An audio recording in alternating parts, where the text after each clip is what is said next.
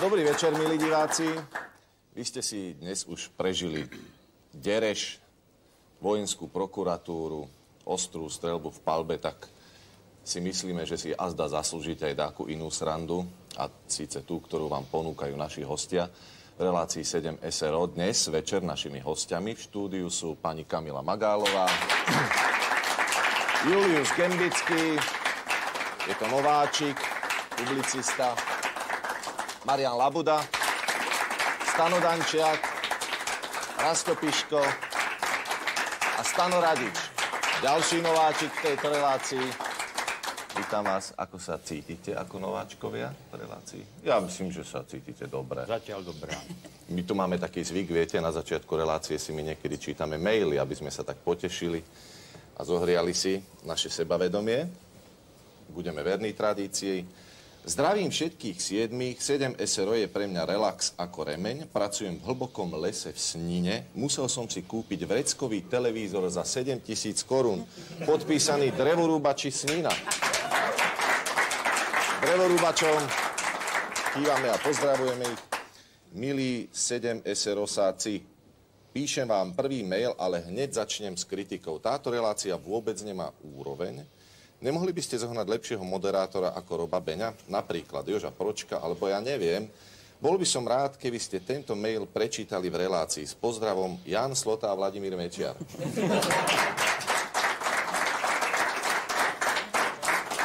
Títo dvaja ale v poslednom čase nejak moc nekomunikujú spolu, myslím. Ale majú spoločnú adresu, zrejme. Bývajú spolu, zrejme. Ja mám jedného kamaráta, s ktorým som chodil do škôlky. Nebudem ho menovať. Ale nie je to ani jeden z tých podpísaných. Nie, volá sa Peter Debnár. Chodili do škôlky a nás dávali podľa ABCD húpať sa na kvarglách. No ja som vždy bol hore a on dole, lebo on mal o 40 kg už vtedy viac ako ja. Takže, že by sa títo dvaja niekde húpali v parku, tiež by sa asi nepohúpali. Ja ešte na adresu toho drevorúbača by som chcel povedať, že pevne dúfajme všetci, že po tomto vydaní nedorúbe ten televízor. Ale máme aj zo zahraničia mail. Vážení přátelé, zaujal mne nový zákon o pošte. Je to geniálne jednoduchý spôsob pomoci neschopným podnikom. Navrhoval bych další možný varianty, dvojbodka. Každý, kto cestuje vlastním autem, musí zaplatiť SAD poplatek za to, že je pripravuje o výdelek. Stejne tak každá žena, ktorá ide do postele s manželem, by mala nahradiť prostitútkám jej ušlou mzdu. Možností je mnoho. Srdečne zdraví Standa Kuchyňa. Pán Kuchyňa.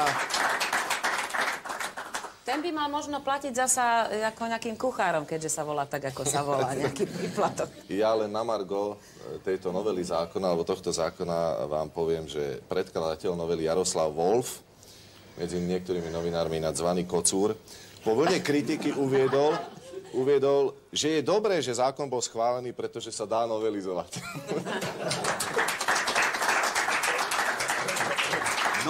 Novelizácia zákonov, to je ďalšia možnosť zase niečo robiť v tom parlamente. Čiže to je ďalšia práca. U nás to už vyzerá ako koníček tých poslancov. Takže niečo schválme, však potom to zase budeme novelizovať. Roboty bude furt dosť. Áno, to je o to. Nikto nenachytal, že nič nerobí. My sme sa nedávno, ešte pred rokmi teda zamysleli nad novelizáciou viacerých zákonov, napríklad aj Archimedovho zákona. Čiže ten by sa mohol novelizovať v Národnej rade.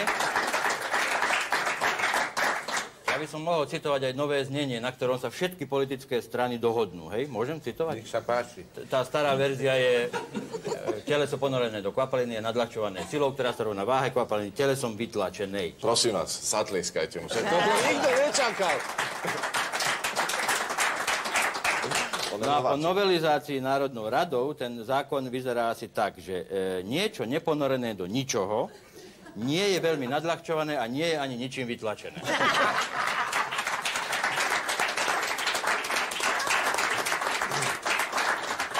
O 2 dní budeme oslavovať 17. november. Teraz je to už sviatok. Deň boja za slobodu a demokraciu. 12 rokov nám trvalo. Dnes sme si význam tohto dňa vôbec dokázali mi pripomenúť a povýšiť ho na deň, na štátny sviatok. 12 rokov. Áno, je to už dlhá doba a ľudia, teda niektorí, začínajú ako si spomínať s nostalgiou na ten socializmus, že vtedy bolo lepšie. Ale neuvedomujú si jednu zásadnú vec, že keby nebolo tej zmeny a dnes by nebol demokratický režim, alebo ako niektorí tvrdia kapitalistický, tak by vlastne nemali ten socializmus s čím porovnávať.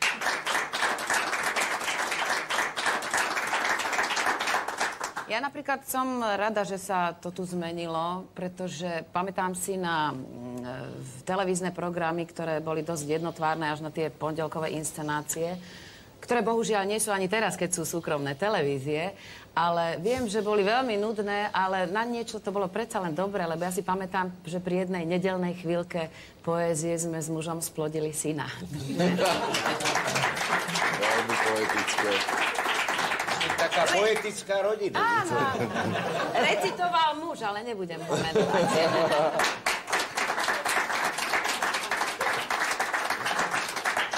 Ja keďže sa zapodievam zväčša teda komentovaním politiky, tak si musíme uvedomiť, že vlastne bez toho 17.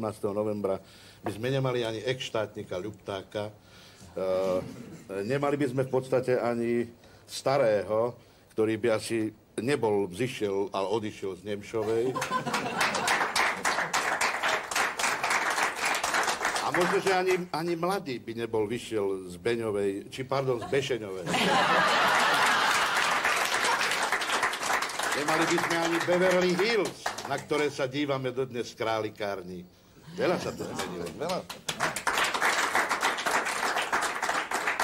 Pamätám sa, že raz som mal ísť do Trenčína, čo bolo oveľa ťažšie, lebo tam ešte nebol nejaký meeting. Ten prvý meeting vždy bol ťažký.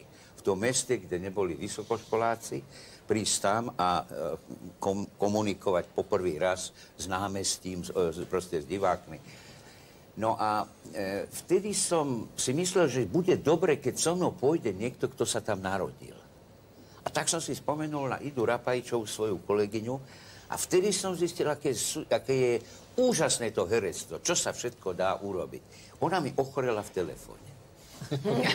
Ja som s ňou telefonoval takto asi. Som jej povedal, Servus, Ida, prosím ťa. Áno, Servus, čo je? No, ja chcem, či by si nešla so mnou do Trenčína, tam prvý meeting máme. Do Trenčína? Áno, ja som sa tam narodila, áno. A čo? No, či by si so mnou nešla na meeting? No, išlo by... Ale ja som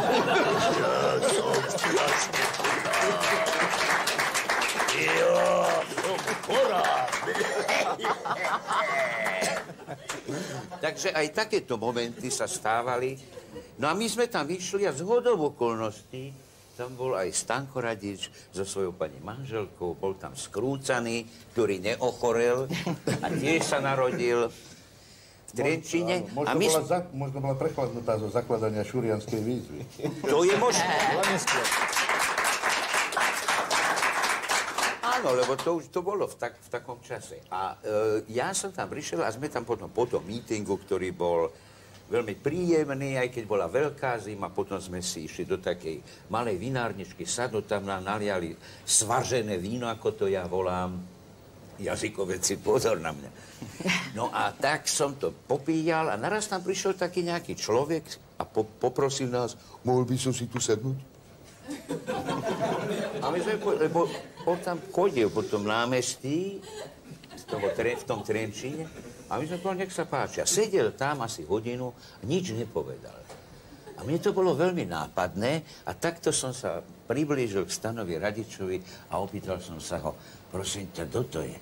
A povedal, nie je to náhodou Fízel? Ale vidíte, je to osobnosť. A my sa vždy na tom smejeme, to je už 12 rokov. Áno, a keď sme pri tých Fízloch, tak ešte fakt, že nebyť 17. novembra, no spoznali by sme my krycie mená niektorých našich susedov alebo kolegov v robote? Sotva. Niektorých dodnes nepoznáme.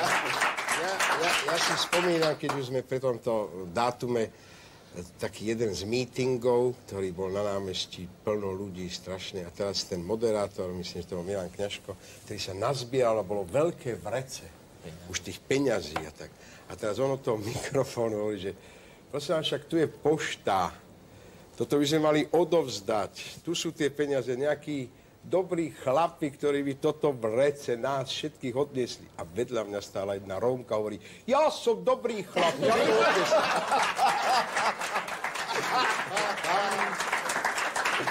Tak oni majú iné počty. Tam vznikla rómska iniciatíva.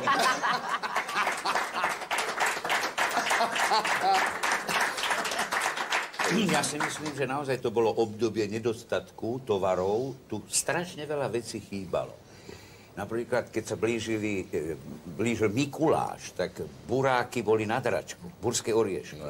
Figy, alebo keď si figy, zohnal, to bolo. alebo citróny, však to bol nedostatkový, mandarínky, pomaranče. Takzvané nemrznúce mandarínky. Ale no, že to bol produkt, viem, ktorý sa už pod tým ale pultom...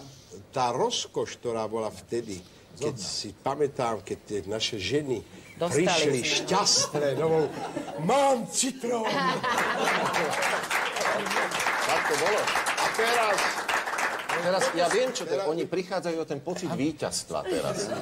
Môj Ale kamarát, aj smutné, keď nedostali toaletný papier. A to bolo veľmi dobré. A na to boli dobré citróny zase. kamarát pochádzal zo 7-člennej rodiny a ich som nevidel pohromade asi 2 týždne pred Vianocami. Oni všetci, každý stál v nejakom rade na niečo.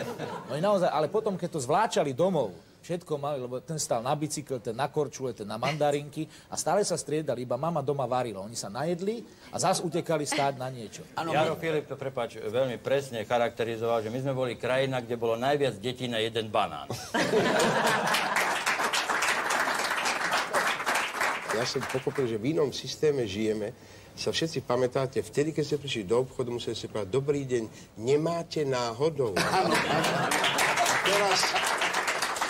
Teraz my sme boli v Taliansku a ja som teda išiel takto, naučený z našich obchodov a hovorím, buongiorno, a teraz per favore, non avete per caso, to je akože náhodou. Ten predávač dostal taký smiech. Tam som pochopil, že tam je iný. A prečo náhodou? Ale je niektorým našim politikom je za týmto obdobím veľmi ľúto. Kandidát na šéfa SDL, Pavel Koncoš, vyhlásil, že on chce sociálny štát, socializmus považuje za svoj životný štýl a ďalej chce, aby jeho dcéra študovala ruštinu, však to bolo v poriadku, a keby podnikal, mali by jeho zamestnanci vyšší plat než on. Len neviem, čo by podnikal ešte za toho socializmu, lebo neviem, jak to bolo, ale to viem, že sa tu moc nepodnikalo vtedy. Inak treba povedať, že pred tými voľbami v SDL, ktoré majú vypuknúť, tak ja som toho názoru, že medzi pánom Migašom a Koncošom je naozaj strašný rozdiel. To som 1 meter.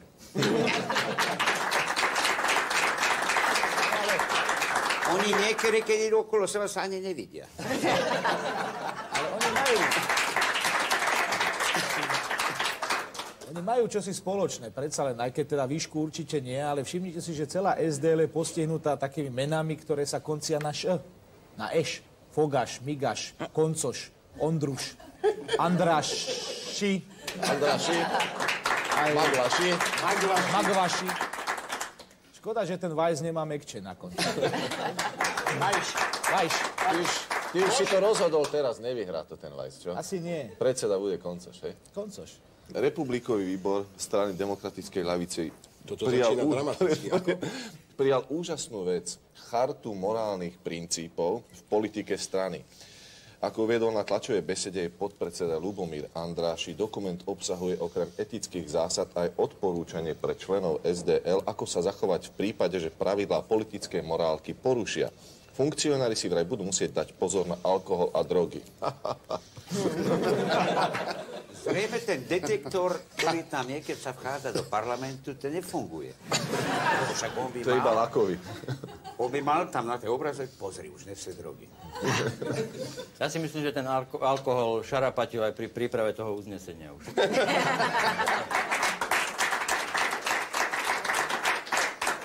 Ale jediné, čo budú môcť, zase to ste nespomenuli, užívať plnými dúškami sú Slobody. štátne príspevky, dotácie. To áno, to je povolené. Nesmú byť pritom opití. Aj provízie, možno aj provízie, ale tie potichšie. Ale musia byť triezvi. To je podmienka, že musia byť triezvi, aby vedeli, čo robia. Ja Ja som mal jeden taký šialený, možno je to nápad, ako s týmto... Trošku zrýchliť. Ako zviditeľniť alkohol, ale všeobecne na Slovensku. Ja by som navrhol poslancom, že by prijali taký zákon v parlamente, že všetci tí, ktorí si chcú kúpiť alkohol, alebo si vypiť krčme, by sa museli na tú chvíľu, kedy pijú, obliec do kroja. To by dosť komplikovalo, ale by sme aj videli tých, ktorí sa ponáhľal migáš po ulici v kroji a do obchodu s alkoholom. Prosím si, vypiť vodky. To by bol tzv. Farkašov dodatok. No, potom by sa rýchlo museli spreobliecť, ako že má príjmať nejakú delegáciu do Šiat. Folklórna krajina by sme boli. Viete čo, ale SDL, alebo teda pána Migáša sa treba aj zastať. Anglickí vedci totiž zistili, že pravidelné návštevy krčiem... Sa ním zaoberali anglickí vedci? Budete sa čudovať, ale áno.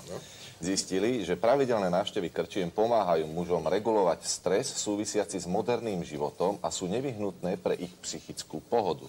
Čas strávený v krčme umožňuje mužom upevňovať väzby so svojimi priateľmi a kolegami.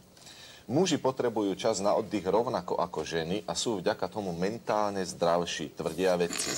Výskum... Nesmejte sa, to ešte nie je koniec. Výskum zistil, že muži po týždennej absencii v obľúbenom pube, alebo teda krčme, majú pocit nenaplneného alebo prázdneho života. Vyše 40% respondentov chodí do krčmy zo zvyku. Na ďalších miestach nasledovala relaxácia a priateľská atmosféra, len 1 z 10 uviedol ako hlavný dôvod pre návštevu krčmy alkohol. Ja, že čo mi chýba, vidíte? No, alkohol a puby. Ja mám ešte jeden argument lekársky, ktorý mi Alkohol a baby.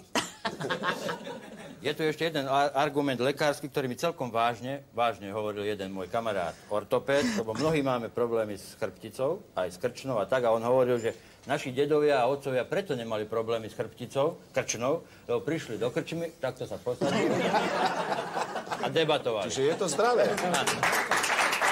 Ale... Potom si ju aj precvičovali, čiže nikdy nemohla stvrdnúť tohoto, lebo... Ahoj.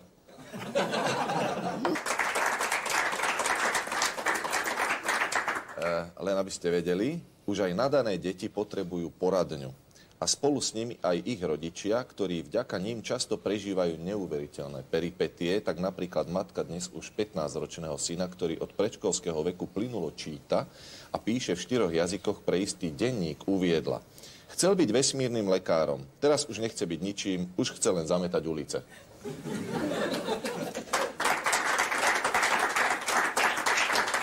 Ja neviem, ako to bolo teda u môjho syna, lebo on keď mal 4 roky, chcel byť smetiarom, no a teraz je právnikom. Tam to išlo nejak naopak, ale tak... Ale možno, že po 20 rokoch práva bude chcieť byť smetiar. Aj toto je možné. Ale... Tam je otázka stojí tak, že či je nadaný. Lebo iba nadané deti chcú byť najprv. Je. Je? Hovoríme o mojom synovi, áno? O vašom synovi stále. Sú aj deti, ktoré chcú vyniknúť v rôznych debatách, to sa stalo mojej dcere, keď ešte bola v škôlke. A pani učiteľka sa ich pýtala, že ako ich trestajú rodičia. Tak jeden povedal, že mne nedovolia pozerať televízor a ja nesmiem cukríky a tak. A moja Eva chcela vyniknúť, tak hovorí, že mne, tatínko, keď som zlá, tak mi chytí takto hlavičku a takto mi trestá o stenu. A my sme vtedy boli noví v tej štvrti, tak ja som prvý raz prišiel pre ňu do škôlky, že si ju odvediem. A čo čert nechcel, my sme v robote naozaj trošku oslavovali.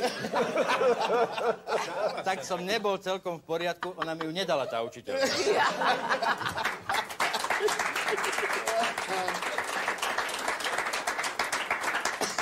Áno, deti niekedy vedia takto proste... No, ja mám tiež jednu príhodu, ale keď sa... Môj syn tiež, keď začal chodiť do škôlky, tak ja som ich vodievala niekedy aj do divadla, pretože nebola iná možnosť. Tak Miško Dočolomanský dobrák, môj kolega, naučil môjho syna básničku. S prepáčením. Môžete vtedy račloval synček. Srál, trávy sa držal, tráva sa mu otrhla a on padol do hovna. Pointa len teraz príde. Mali besiedku takú v škôlke, hej? A učiteľky sa pýtali. A pýtali sa, no detičky moje, ktorý z vás vie nejakú básničku? Tak na tejto besiedke, tam už rodičia sedeli všetko, a môj syn sa prihlasil prvý a túto básničku zarecitoval. Takže neviem. Nebol sám. Toto sa volá výchova k pravde. Pravdomluvný bol, hovoril pravdu, to sa stalo jednej redaktorke z televízie, volali jej domov z televízie, že by mala priznať nejakú túto a syn zobral telefón, maličký, mal 5 rokov a hovorí, prosím, no, je doma mamička? Áno, daj mi ju k telefónu. Nemôžem. Prečo? Ona sere.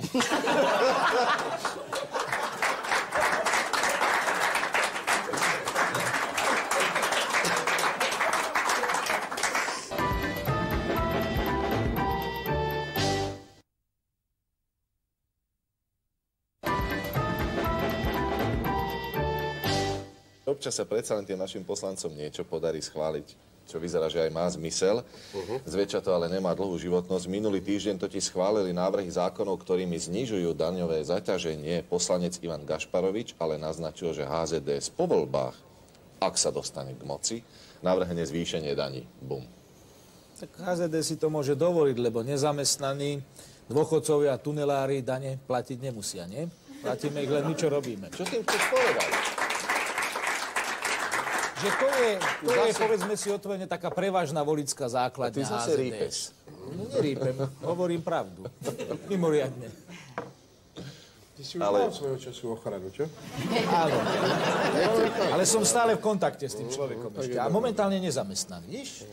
Ja to trošku doplním. Súčasťou zákona o daní z príjmu je aj iniciatíva poslanca strany Demokratickej ľavice. Dneska je tu máme strašne veľa, Vladimíra Maňku, ktorý sa zasadil za to, aby sa gastrolístkami nemohlo platiť v obchodoch. A sme pri nich. Aby sa nemohlo v obchodoch platiť. Čím si získal úžasnú popularitu na celom Slovensku, samozrejme. Mnohí nevedeli, kto to je, ale dnes ho už pozná každý, čo len raz sa dotkol gastrolistov. Reboha, však SDL-ka má aj tak nízke preferencie, však toho chlapa umučia. Veď prehrajú kvôli gastrolískom voľby. My nemôžeme za gastrolístky v obchode a oni, poslanci, ich poslaneckom bufete musia mať za kávu, za všetko rovnaké ceny ako my. Potom by Súhlasím. to bolo.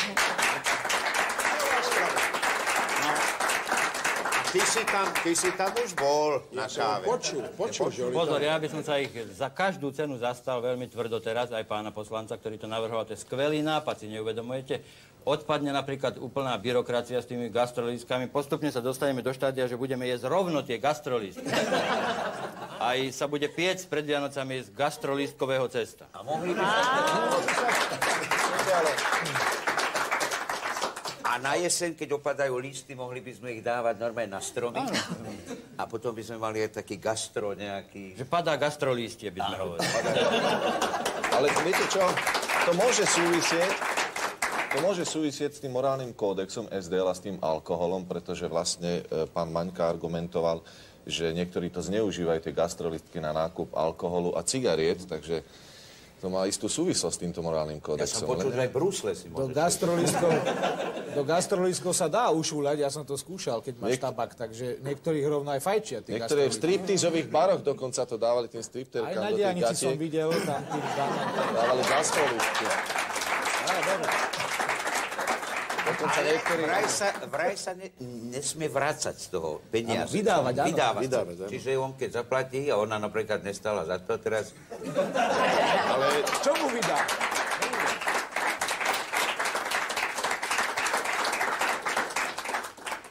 České ministerstvo zahraničných vecí pripravuje nový návrh bezvízovej zmluvy so Slovenskom. Podľa nej by si slovenskí občania zdržiavajúci sa na českom území dlhšie ako 90 dní museli vybaviť dlhodobé pobytové vízum. Na cestu už nebude stačiť občiansky preukaz, ale bude nutný pas. Ďalšou zvažovanou zmenou je i to, že Slovákom k možnosti legálne pracovať v Českej republike nebude stačiť len registrácia na pracovnom úrade. Smutná správa. Vidím, že ste veľmi stíchli. Nemali ste v Českej republike žiadne plány? Vy tam chodievate pomerne často pracovať. No, týmto pádom možno už Toto áno. ma tak urazilo, čo som sa dozvedel, myslím, že dovidenia Praha. Možno, že by to bolo ako tak priateľné, keby sa povedzme naozaj tie víza vybavovali, povedzme, u tvojho priateľa Bolka Polívku vo nedalekých Vizoviciach, tak ešte... No však už bol na návšteve. Áno. Takže ešte tam, keby si musel človek ísť vybaviť vízum vo Vizoviciach, tak to by sa ešte... Na toto Češi škaredo doplatia. Kto im tam bude kopať tie kanály? Prezident Rudolf Schuster na oficiálnu návštevu Ruskej federácie, a sme tam znova, vzal na vlastnú žiadosť aj predsedu Smeru Roberta Fica. Predstavil ho dokonca skôr ako členov vlády a povedal o ňom, že je tu možno ako pozorovateľ. Minister zahraničných vecí Eduard Kukan prezidentové slová komentoval tak, že pri improvizovaných vystúpeniach sa občas niečo nepodarí tak, ako treba. Diplomaticky. Tak ja si myslím, že to je veľmi dobre diplomaticky povedané. Ja len rozmýšľam, a ja ako občan, keby som tam chcel ísť, môžem sa tam natlačiť do toho, alebo on ho oficiálne pozval, kto tam, tu je nejaká chyba. On tam išiel zo svojej iniciatívy, alebo ale ja prezident myslím, že ho tam pozval, lebo lepšie vidí ako on. Poradca pán...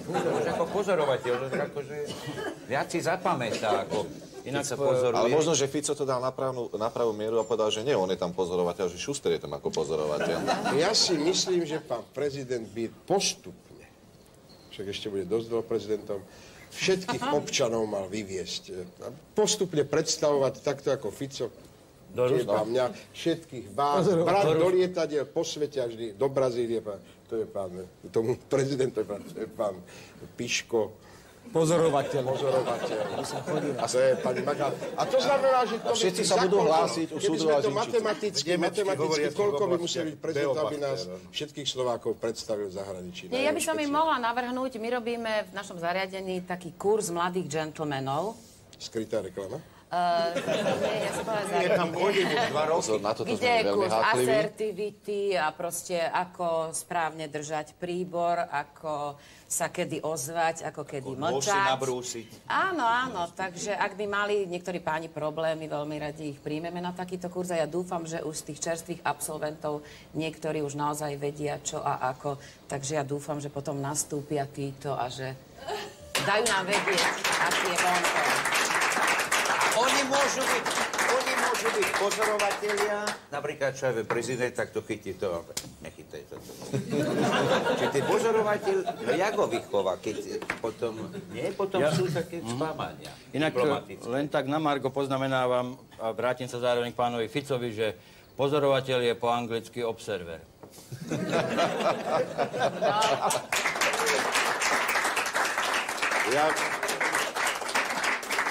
Vlastne ten Fico mal aj tak šťastie, keď sa to tak zoberie, keď ho Schuster uviedol do veľkého sveta, lebo keby ho predstavil jeho bývalý kolega v SDL Pavol Koncoš, tak by bol v Kremli známy ako Robertko.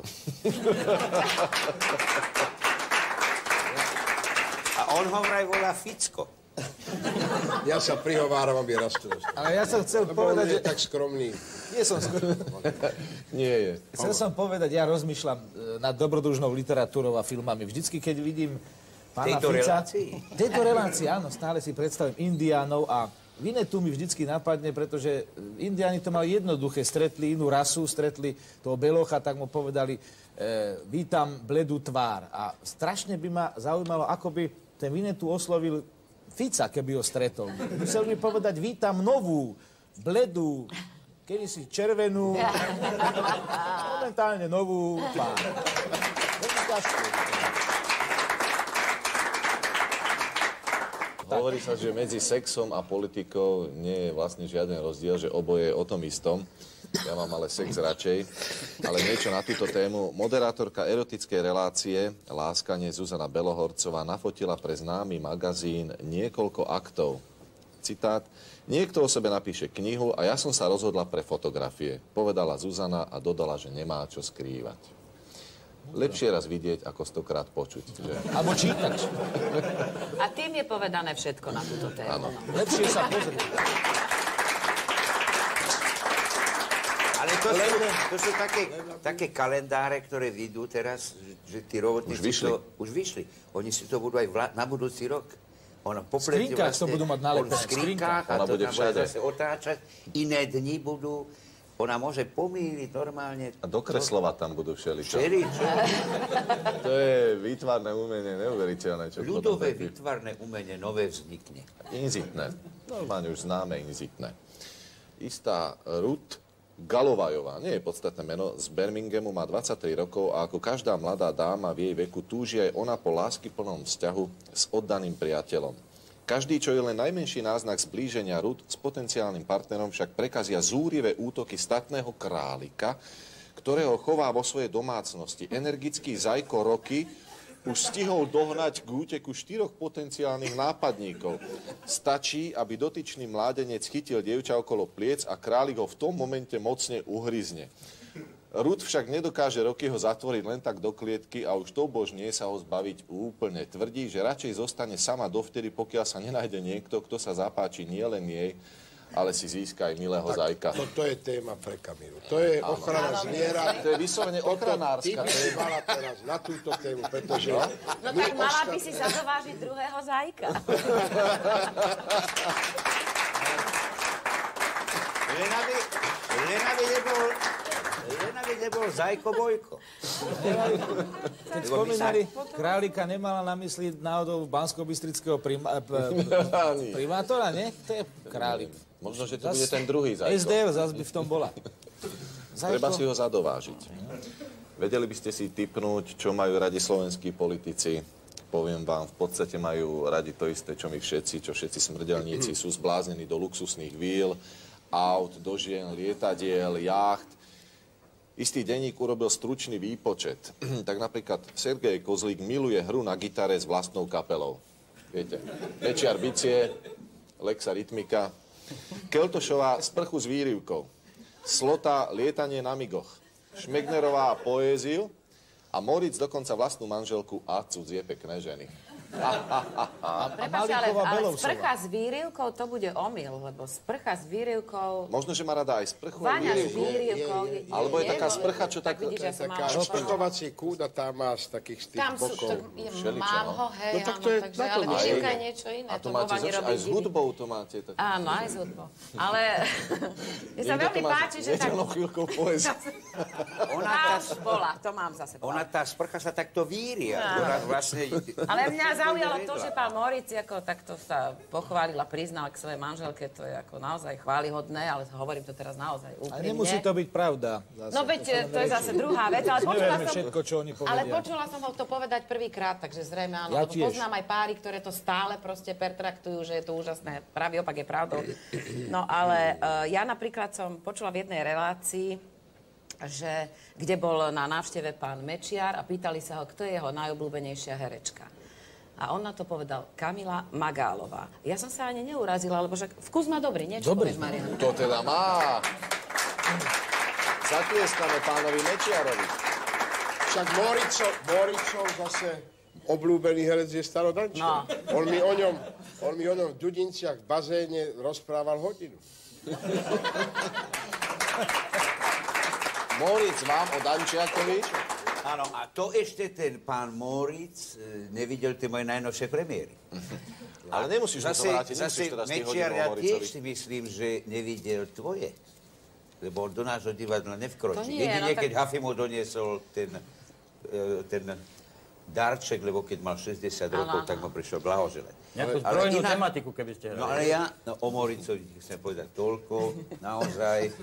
Som jeho obľúbený herec, lebo ja som raz bol v jednej reštaurácii, som jedol, tam sedel Slovák, režisér, nejaké podpisovali sme nejaké platne, Bad Bindy. A teraz tam jeme a on išiel tak dnu a hovoril, dobrú chuť, pán Danček, ako sa máme? Ja sa tak pozeral, hovorím, však teraz, keď sa mám s ním rozprávať, mi to vychladne, lebo už to nebolo dosť teplé. Tak hovorím, dobre, pán Andel. A on ani sa nezastavil. Áno, tak ja, viete, som tu teraz na návšteve. To nie je moja manželka, to je taká priateľka, viete, sme sa prišli na takú večeru. Je to väčšinou obchodná záležitosť. Ja hovorím, áno, pán Andel. A teraz to bežalo Andiel a ja som sa s ním aj rozlúčil po hodine. Dovidenia, pán Andiel. A on sa ani raz mi nepovedal Moritz. A bol to určite, nebol to Slota? Nie, bol to. Nie, tak sa nemôžem pliesť, no, tak to už naozaj. Viete Ale ten čo, Slota na tých migoch, podľa mňa, my ho raz vytočíme a on to napikuje do Nik až na čemadoku rovno. slotoch by mohol lietať. Ale viete čo, ja sa už vyše 10 ročie pohybujem v podstate v tom teréne politikov a nazdám sa, že ich už predsa len dosť dobre poznám a musím vám povedať, že toto všetko výrivky a podobné, To nie je hlavný. to nie je to hlavné. Najradšej majú politici sami seba. K tomu som jednoducho dospel. Proste pred voľbami vám nasľubujú hory, doly, otáčajú sa vám predkom, lebo voľby berú ako ruju. Po voľbách sa vám otočia zadkom. Ale ako môj švagor hovorí, najzaujímavejšie je to, že v podstate pred parlamentným výborom, ktorý mapuje ich majetkové záležitosti, tak sú všetci absolútne chudobní, jak kostolné myši. Všetko to majú poprepisované na rodinných príslušníkov, na celý rod a na seba varí nič, ale ja som presvedčený, že v testamentoch to majú všetko písané na seba. Ak dovolíte, jedna taká maličkosť. Pani Kamila, vy ste nás v jednej relácii upozornili na to, že vy máte narodeniny 16. a nie 17. Takže ja si v tejto chvíli dovolím, ja to tu mám skryté a celý čas na to myslím, aby som to tu neodkopol, alebo aby som s tým niečo neurobil, vám zaželať k vašim narodeninám. Teraz som si to zamočil od tohto. Ďakujem vám veľmi pekne. Je to milé. Ja vám... Ďakujem vám.